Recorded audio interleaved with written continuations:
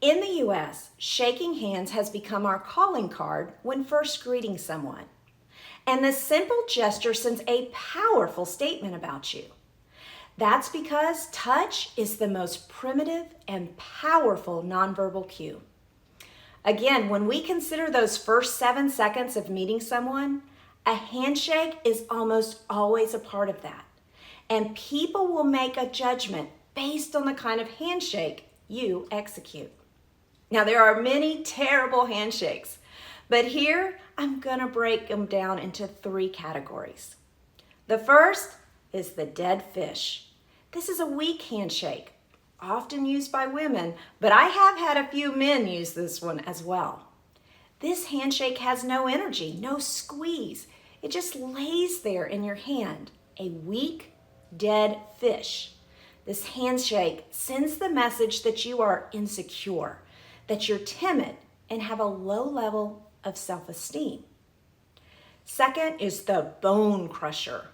This handshake is where a person squeezes way too tight.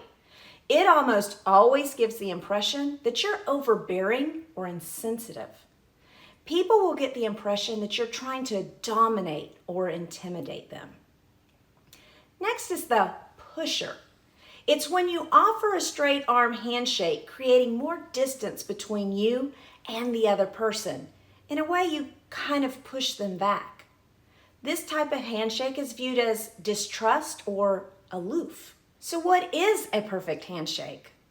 When you're being introduced to someone, if you're in a seated position, always stand and then extend your hand. Now, men, remember, etiquette suggests that when meeting a woman, you wait for her to extend her hand first. When you're at a party or a networking event, make sure that your right hand is free and clean. Make sure to shift your purse or your briefcase and your beverage to your left hand. This way you're ready for action.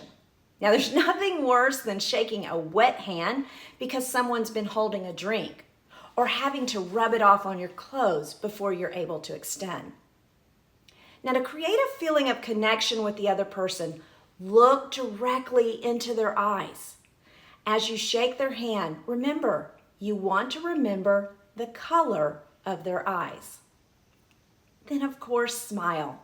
Smiling is that universal indicator of friendliness, and it causes people to like and remember you. Keep your body squared off to your counterpart, facing them fully.